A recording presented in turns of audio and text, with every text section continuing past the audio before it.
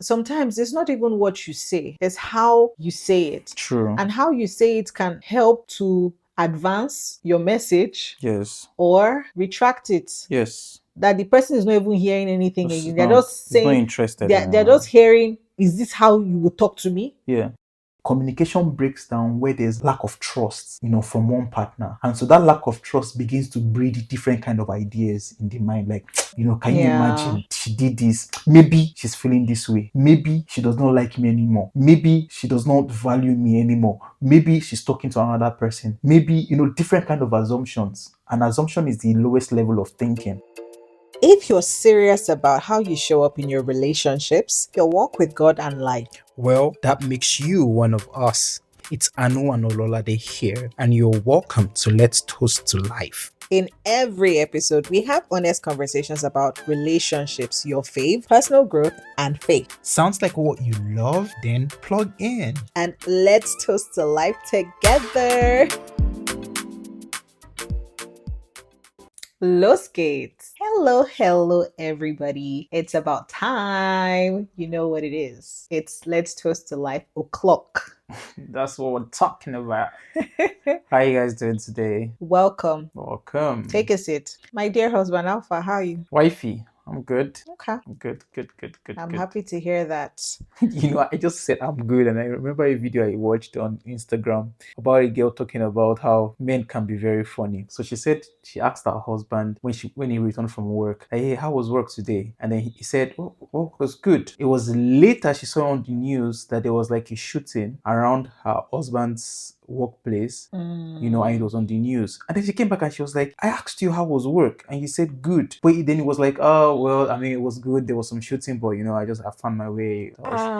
It's like, and she was like, if she was the one that her husband asked how was work, she's going to go like, man, work was crazy. There was a shooting, and somehow everybody was chaotic, everybody had to hide, and this and this and this, and she was just like, it was funny. So now that you asked her, man, I'm like, I'm good. Well, within that good, behind that good, yeah, there are a lot of things. Well, it's interesting, yeah. I mean, I think it's this one. I would credit it to the differences between men and women on a very general level. If you ask me, how am I? I'm more likely to tell you specific things about what is happening with me. Yeah. But you, like, I literally have to draw it out sometimes. Like, okay, tell me about this. I have to ask you specifically before you can, Well, you're getting better. I think when we got married, it was something we had to have a talk about. I'm like, so babe, I don't want to have to ask you specifically before you tell me how your day was. Sometimes just bring it home. So something happened today, or the way I'm always eager to gist you. You get also bring that but energy. they give you gist now. Yeah. But it's still, we're still working on it. It's not enough. It's not enough. Men like gist. We like gist, but we like to listen, not to be sharing. But there are some people who like to talk. But I mean, that's like men. That's a pet peeve of mine. Like if there's a guy around me that likes to talk too much, but give him grace. I give him grace, but you not be my friend a lot. Yeah, if you like, it's okay when you speak and you can communicate well and talk, but talking too much is like more quantity than quality of the conversation. I can have a 2-hour conversation with some of my friends, but it's like quality conversation. But if it's just quantity, just talking, it can wear you out. Yeah, I'm like, bro, I'd rather a woman talk to me this long than you sit down. I don't know how I should feel about that. Like I said, give the guys some grace. Some people are just different. Do you know personality wise? You know the thing? So what even makes me on the edge is when the guy does not recognize that he has been speaking so long. Like, bro, wrap it up. Like, same for women too, it's right? It's like we're having a conversation and then you start speaking and sharing your own, and then you go on and on and on, and you're not even like checking, like, hey, I know, like, so far, do you get what I said, or at least do you have anything to say? But you just keep going 1 hour. My God. And you're not like checking on me, like, do you get, or what do you have to say? There's somebody I know like that. If I see that person's call, I'll just put the call one side like this. Until you have energy. Until I have energy. Or I'll just say, oh, no, I'm sorry, I'm a little bit busy right now. Can we chat? Talk that doesn't have head or tail. Actually, Can we chat?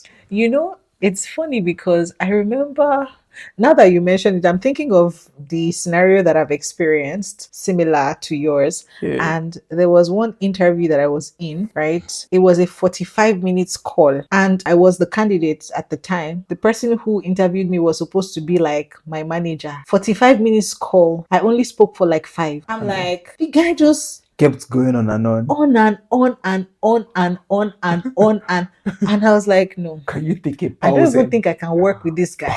Pause it. Like, I don't think we can work together. So I do think that communication is very crucial. Interestingly, what we're going to talk about today is relating to communication, but it's more on the differences, how it's important to communicate the right way, Yeah. and things like that, right? So let's start off on this note. Have you heard of direct/indirect communication before? Yeah, I would say, yeah, kind of a high level though. Okay, let me give you an instance. Oh my god, the weather is so hot today. What do you think I said? Okay. The weather is hot. That's it. You're giving me weather reports. So let's assume I am not close to the window or the air conditioning unit, Yes. and we're together in Yeah, this yeah. living room. Yeah. And I'm like, oh my god, babe, the weather is so hot So, right now. Yeah, do you know how I'll respond? Tell me. I'll be like, man, that's true. I mean, what's it? Is it like 20? Is it like 32 degrees or something? That's what I'm gonna say. What if what I actually meant was, can you open the window or turn on the air conditioning unit? How would I know that's what you meant? Mm, There's no way I would know now. yeah, newsflash. There are people who communicate like that. So it's called indirect communication or inferential Inferential. communication. So for people like that, and like, this is a very basic example, but if you guys think about it, there are people who actually communicate like this. It's also called high context, where they leave a lot of room for ambiguity. They have an expectation that you would understand what they're trying to say. Yeah. And so they don't want to be too blunt or sound rude. Yeah. Or like Yeah. they're sending you on errand. They want you to kind of like use your initiative, do a little bit of work to think about what they want to say. Yeah. As opposed to direct communicators who Like- say, please, can you open the window? It is so hot right yeah. now. Yeah. Actually, between you and I, it's funny that I gave you an example, but you said you would not understand it as Yeah, I should. Yeah. as you should open the window. But this is how you communicate to me sometimes. Do you know that? Give me an example. Okay. The most recent one happened, I think, 2 weeks ago. Yeah. We wanted to buy an item and we found a good deal online. So someone was selling this item at a very good price. And then Anu went there to pick up the item and he was not really satisfied because in the description of the item, the person had written that the item would come with An accessory. an accessory. Yeah. And when Anu got there, he was surprised because the person only handed the item without the accessory. Anu called me on the phone and he was like, okay, babe, the item doesn't come with the accessory. Should we get it? I'm like, I think the item looks good. I mean, we've come all this way, so get it, right? Yeah. Yeah. And then when we came home and started reflecting, we realized Now what I meant. that what Anu meant when he called me was he doesn't think we should get it because it was not expected. Yeah. Like the person did not meet our expectations for the item that they sold to us. Mm-hmm. But Anu did not say it like that. And then I was thinking about it. I'm like, well, all of this we could have avoided if my dear husband just said, babe, This I know item- we've come here to get this thing, but I don't think we should get it because this and this and this. True. So you see that sometimes, I also communicate like that. yeah, sometimes even I do it too. Yeah. I'm thinking, why didn't I just say let's not get it? I think I was okay with either option. It was fine if we got it for me, and it was fine if we did not get it. Yes, I was more tilted towards not getting it, but in my mind, I just thought, okay, the item doesn't have an accessory that we expected, but we can still work with the item anyways, right? So let's just get it. But me calling you was to see if you off the jump would be like, there's no accessory, let's not get it. And then I'll be like, sure, let's not get it. You get what I mean? So it's like, so Yes. I guess now just reflecting, I think I'm like that. So there are certain decisions or certain things that I know A is the thing that needs to be done, and I say it clearly, like, okay, this vehicle that we want to buy, this is the vehicle that I think is the best option after I've done my research, and this is the right decision. So I can inform you, but I would weigh heavy on what I think because I really believe that this is the right decision to take. Other times, when either decision does not really move the needle for me, then I would ask in an indirect way. So I remember something I did earlier today. There was a nylon bag, right, that we got one of our food items from today. I thought about it that, okay, that nylon bag could be useful in the future because we really don't see it a lot. The Ziploc, right? Okay. The big Ziploc. So I was like, we can keep these or we can throw this. I see value in keeping it. Just maybe sometime in the future we need something that we need to keep into that Ziploc. And then I asked you, babe, should we throw this or we shouldn't? And then you said we should throw it. And then I threw it. You get it? So So I feel like, you yeah. are, I feel like you lean more towards inferential communication when the stakes are not very high. Yes. Where either way, either decision does not really move you. And I think I'm like that for most Most things. because I'm not really I'm not really picky and choosy. Like I'm like water. I Yeah. can blend with different things, and I'm like, Yeah. okay, I don't really take two things too personal. Yeah. And then your dear wife is on the other Yeah, but end of the spectrum. you are I'm a different. direct communication person. Like today, we're trying to arrange one in our room, right? There's this. I'm looking at it right now as we speak. What do we call this? It's let's say it's an equipment. You placed it horizontally on the ground, flat, horizontally. Yes. And then I wanted you to place it vertically on the wall. Yes. So that's my wife. So you see, so it was placed just by the side of the wall, but it was horizontal. Then Lottie said, okay, she didn't even say, if it was me, I would have said, babe, do you think this is the best position, or do you think we should like lift it up or put it, make it vertical? That's what I'll ask you. And then if you say no, horizontal is fine, I'm like, okay, yeah, we can maintain it horizontal. It does not like it's not doing anything to me. But for you are very different. So you are like, okay, babe, you see this thing, this equipment that you put there that is horizontal, can we make it vertical? And not just vertical, let's put it in a different direction. Let's put it towards the wall in this area, And so I'm like, okay, it's fine. And then you explain to me that, okay, it creates more space. All right, fine. I don't have a stake in that. It's not like it has to be horizontal, right? Yeah. It can be vertically also. So it's egal. I think the main point of this is how people are different when they communicate. And if we don't have that understanding of the differences, it can lead to misunderstanding. Yes. Right. So we've talked about the direct, indirect communicators, and glad for us to know that we are different.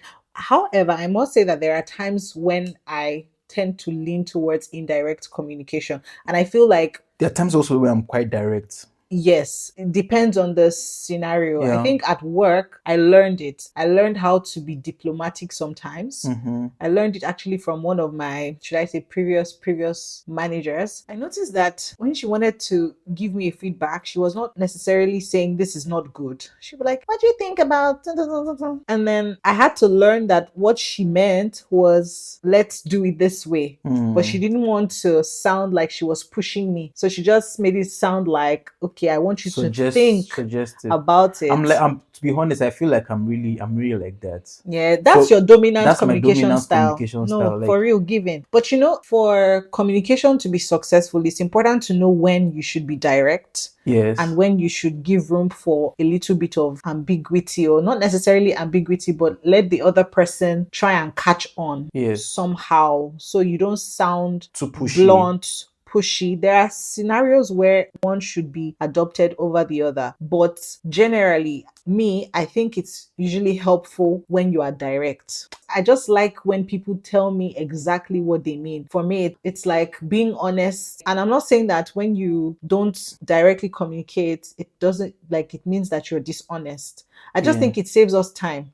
Yes, I think the advantage of direct communication is that it just lays the information right there. Mm-hmm. There is no, what do you mean? Is this what you meant? I didn't quite understand you. It's like, okay, this is what I want, this is how I feel, and you say it exactly as it is, and so it helps with clarity. And I think Definitely. that's the advantage of direct communication. There's a higher level of clarity as compared to the indirect kind of communication. I think we can go to another kind of communication where I feel people who are direct communicators tend to be very assertive and pushy, Yes. while people who are indirect communicators are more persuasive in their communication style, or suggestive, right? I'll take suggestive. Yeah, okay, let's say Because suggestive. you can be persuasive in a pushy way. Persuasion is you trying to make people get your point, and you can do it In both ways, in both both ways. directly. Okay, so let's Yeah. let's use the word suggestive, right?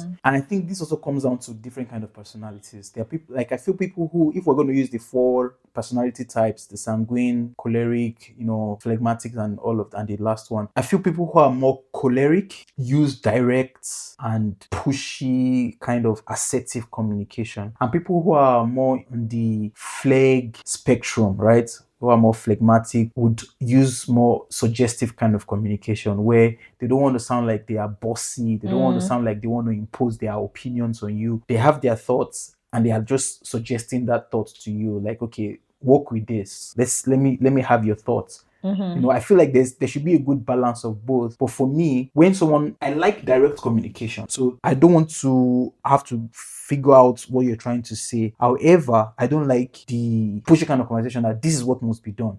It's either my way or the highway. I feel if you're communicating that way, yeah, I'm not going to hear you. I'd rather you present your point to me. Let's talk, and then we find the best. Yeah, I mean, it makes sense. I guess overall, the point is to really think about which approach works best for which scenario and try to communicate as politely as possible, Yes, whether you yes. are being assertive or, like direct or indirect. Okay. You talked about personality types, and I'm sure there are people who don't really know what it means to be a choleric, phlegmatic, melancholic. Even I have forgotten some of those personality differences. Mm, But there is one aspect of it that I'd like us to talk about when dealing with conflict. Some people are more like, okay, let's talk about it now. I mm, want to deal with the situation. I don't want to go away from it, because then I can overthink, overassume. And then on the other hand, they're the ones who like to really take their time. They're like, I don't want to talk about it. Let me process. And some people can process for a week, some oh, short days, term. some months. Yeah. Yeah. So, do you think that these differences can cause communication to break down? Yes, of course. So I agree. And let's use our relationship, right? Just few days after we got married, we had one of our biggest, I wouldn't call it a fight. It was more like conflict, Yeah. right? And you wanted us to discuss and sort it out right after, right? Whereas for me, I was processing it and just thinking about it. What did I do wrong? What did I say wrong? What did Lord say? What did Lord say wrong? What should have been done better? What should I do? So I was processing all of that. But the longer I was processing it, the more irritated you were, because you're like, so you're not going to have this conversation, right? And then I think you eventually said something, and then, Funny enough, I think I allowed you to. So we went to bed, but I yeah, was so pissed that night. yeah, Like, I don't even know how I slept. I don't think I even slept well. Like, I literally was pissed. that this guy would sleep like So this. you will sleep peacefully. I was so upset. I think I was so upset because maybe that night I had tried to maybe hint that it would make sense for us to talk, but Mm-hmm. maybe you did not, either you didn't get the memo or you just insisted on processing. And then I was like, I was choking. I'm on the same bed with you and I'm so upset. Yeah, that was difficult for me. Yeah. So that was like the very first time it happened. So after, when we got back and we discussed, right? The next The morning, next actually. morning, then we communicated. And by that, I'm saying, you explained to me how you felt, what went wrong, what you expect. Like, if we have a conflict, you are the kind of person that would want us to discuss it almost immediately, right? Then I told you how I also do mine, where mine will not take forever, but I need some time, right? And so, and for us, what happened quite late in the evening, so it was not like a morning thing where I would be like the whole 24 hours. I honestly don't think I would do 24 hours where I won't come and have a conversation with you. But it was because it happened quite late into the evening, and then it was like, okay, go to bed, and then tomorrow morning. But for you, it was like either it was evening or it's worthwhile that we had the conversation. So what happened after that was, okay, I learned from you that when there is any form of conflict, you rather we have the conversation sooner than later. And the reason why I'm saying sooner than later is because I also explained to you that I needed some time to also process. And my processing is, then I have to explain to you, my processing is not because I'm like mad and I don't want to have a conversation with you. I'm very self-introspective. So when a conflict happens, trust me, I've developed myself to the point where I put a mirror, right? And I'm looking at myself and I'm saying, okay, what went wrong? What did I do wrong? Should I have reacted better? And I process it, and then I come to certain conclusions. And based on the conclusions I have, oftentimes I would come and say sorry and apologize, right? And then I'm also trying to manage my emotions so that at the time where I'm speaking, it's not my emotions that is speaking, but I'm allowing my logic to take the center stage, right? And so I don't just say what I shouldn't say. So I explain all of that to you. And over time in our relationships, thank God we don't have a lot of conflicts. But the times when we have conflicts, you don't expect me to right away say something to you. Yeah, I learned that. Yes. So there's going to be some pause for sure. Mhm. Right. And also because I learned from you that you don't want it to be too long, I have to make my processing faster. Like, okay, bro, this went wrong, this went wrong, this went wrong. Go, I have the conversation. Right. So it can't take too long. And then we can come together and have a conversation. I sort of that to say that at the end of the day, communication is both parties understanding each other and meeting each other halfway, right? I understand how you process, I understand how you want it, you understand how I want it. Let's make sure that we don't give room for more fire to come on whatever has happened, right? So that would be my thought about that.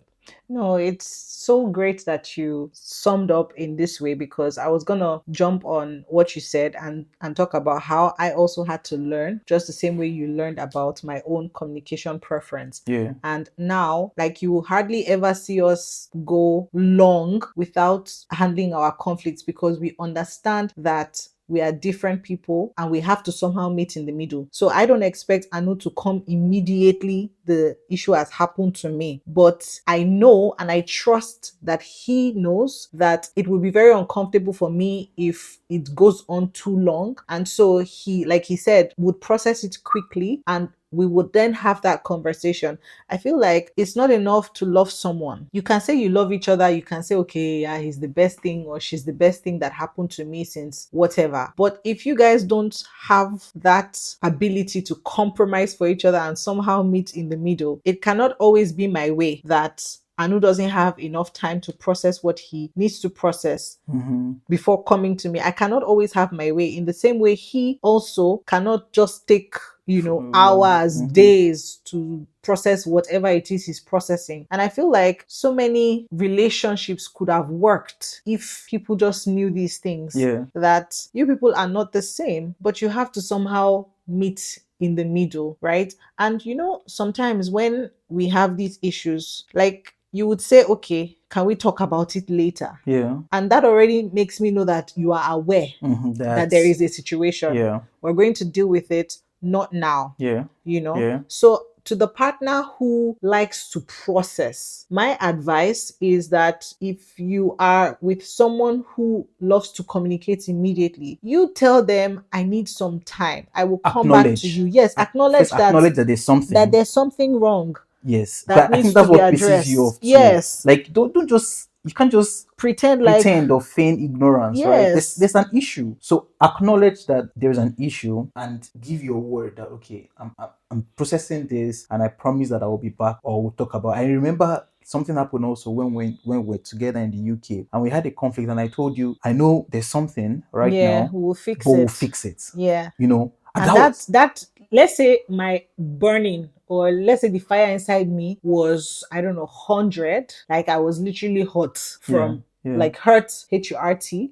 but also HOT. Yeah. Hot. Yeah. Yeah. You get. And then with hearing what you said, it literally went down to like 50. So you see, it was not resolved, Yeah. but it was not where it was before. Yes. Yeah. It reduces the impact if one partner can communicate, especially the ones who like to take their time to process and Yeah. they are in a relationship or in relationships with people who really just want to talk. Because for them, because I'm speaking for like people who are like me, when we don't have that outlet, it's like it's choking. Yes. Like it's choking. You can't do much. Your brain is so full of those things that you just want to let it out. And for me, it's like my partner is torturing me Yeah. by giving me silent treatment. Yeah. Or, I mean, they call it I need time, but you don't want to talk. You just isolate yourself. You are giving the person attitude. Yeah. It's so unfair. Yeah. Yeah.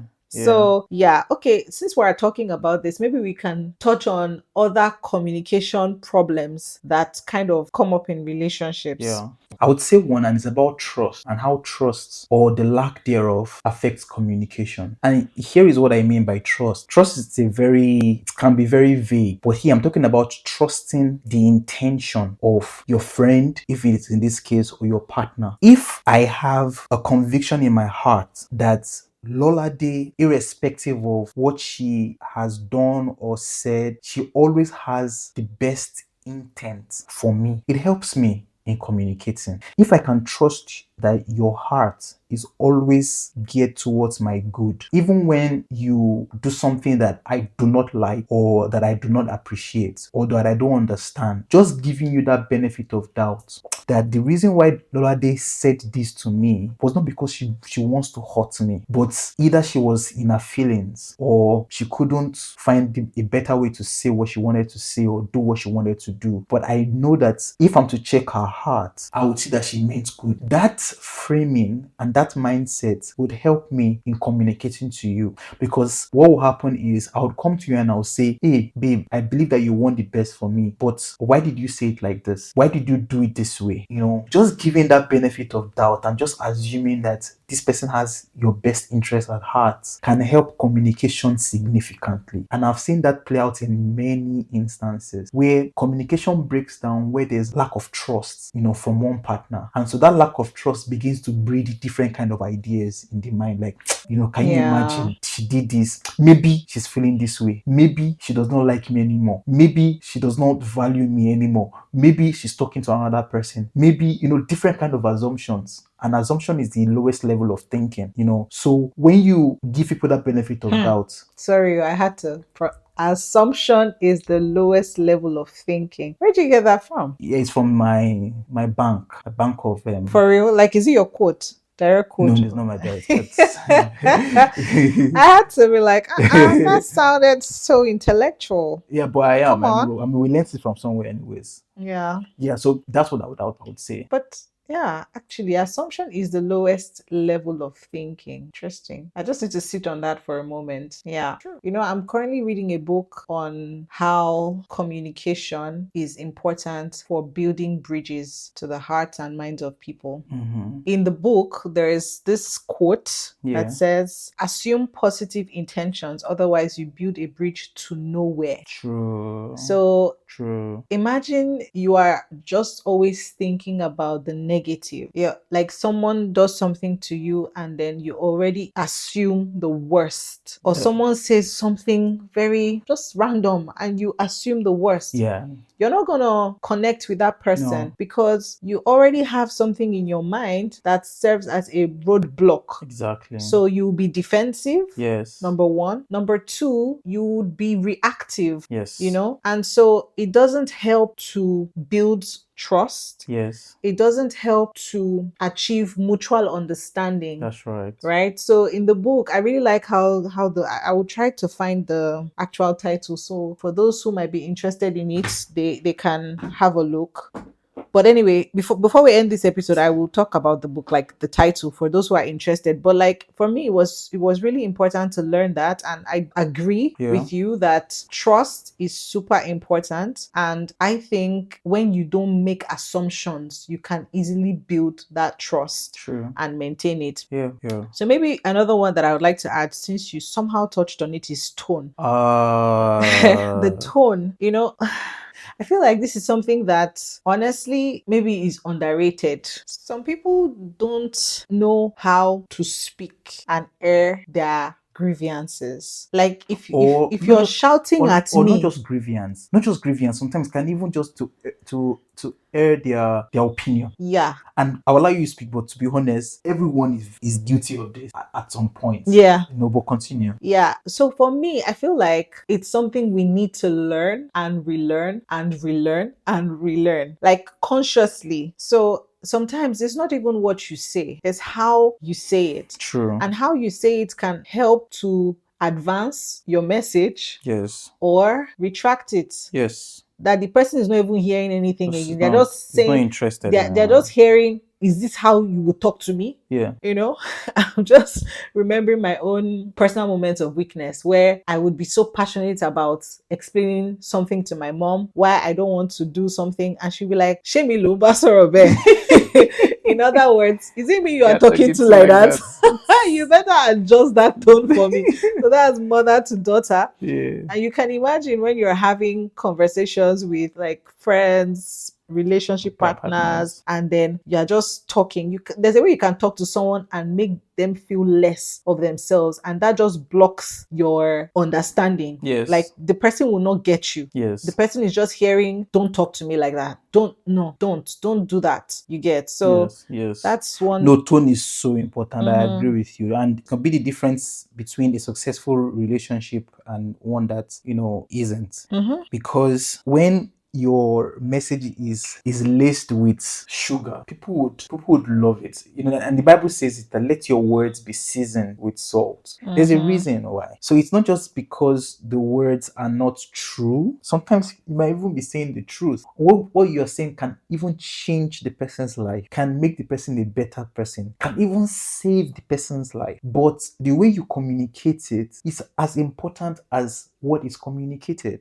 I don't know how more to emphasize this, but it's just so important. And in our relationship, it has helped us a lot, right? Where there's something I want to communicate to you. I don't communicate to you like I'm talking to my child. There's a way I will talk to a child that I use some level of authority, and I can even use some strong words to communicate that. But if I'm talking to my partner, there's a way to talk to her that she feels respected, and there's a way you talk to me too that I feel respected, and that changes the whole game. And this is not just for a love relationship, to be honest. It's for every kind of relationship. And why I said everyone is guilty of this is that there are certain kind of conversations that are where you are very passionate about what you're saying, and out of passion you can come across as very, how do I say it, because of your passion your tone changes and you don't recognize it, because now you see passion is now laced with your emotion. Yeah. And because it's a subject that you're passionate about, I think you've told me this before, that anytime I'm talking about something I'm passionate about, it's like You enter into teaching mode. yes, it's like I'm teaching already and I'm instructing, and it's not more the calm and the one that can just chat, and everything is easy. So I have to be aware of it to myself, that when I'm communicating passionately, I should not get my passion out of the communication, because passion is important, but I should also be mindful of my tone. I can't be passionate and not shout.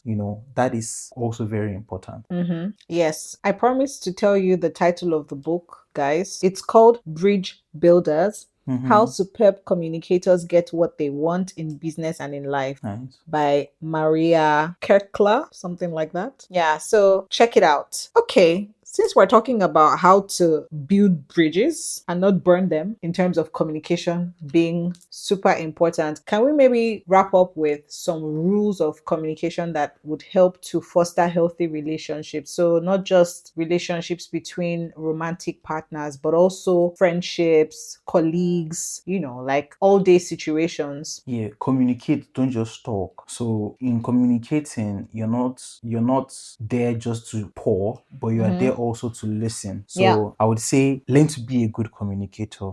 And that involves listening even more than talking, right? That's my first point. True. And actually, you're talking about listening, not just talking, right? One of the communication problems is many people actually don't listen. They Yeah. hear, but they're hearing to reply, Yeah. but not to really understand what it is. So True. it's important to learn how to understand what people are really, really saying Yeah. before you give your response. For me, I think I would say that it's a good thing to be aware of timing, especially when it comes to dealing with conflicts. Like sometimes it's not a good time. Yeah. And I read this somewhere. When you're hungry, when you're angry, Yeah. when you're tired, and when you're emotionally charged, please don't. That's Because the chances that you will just talk rubbish. Yeah. Yeah. And you will not advance your communication. The person will be angry, you'll be angry, your colleague will be like, as a was is that? Like, what is that? So that timing is super important. Like, we should always think about it.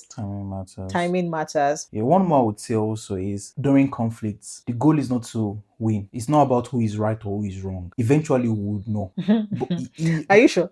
I mean, to be honest, eventually we'll know. It might not be now, maybe later, much later, and then we'll reflect. And you're like, that I was telling you the other time you were doing coconut head, you see. So at the moment of conflict resolution, the goal has to be, how do we resolve this? How do we restore so that we don't elongate that time or that period of, animosity. So the goal is, how do we resolve the issue, not fighting to win or fighting to be the correct one, Yeah.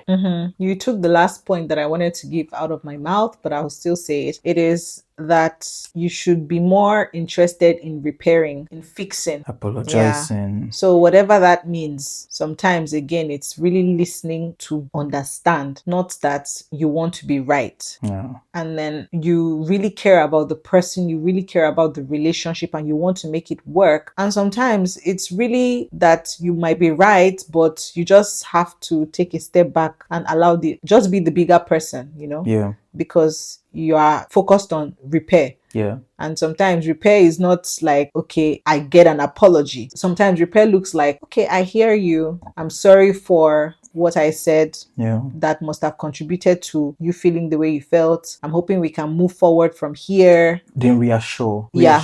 That's something very important. Reassure the person that I would never hurt you intentionally. I know I came across like I was aiming at you to hurt you, but that was not my intent. I then said, I love you, I really care about you, and I would work on getting myself better. Please let me know.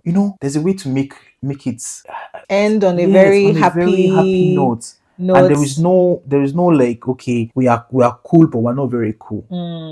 So it's not, a lot of things that can be worked on when it comes to communication. I feel like we would still talk about this topic another time anyways. Yeah. But at least for today, we would like to hear from our viewers. What do you guys think about this conversation? All right. On that note, we have come to an end of today's episode. Like Anu said, share it. If you're not subscribed to our YouTube channel, please click the subscribe button. Follow us on Spotify or Apple Podcasts so that you can get notifications when we release a new episode. The community is growing and we would love for you to be a part of it. That's it from our side. What more can we say? Thank you, and we'll catch up next week. Toodles! Toodles.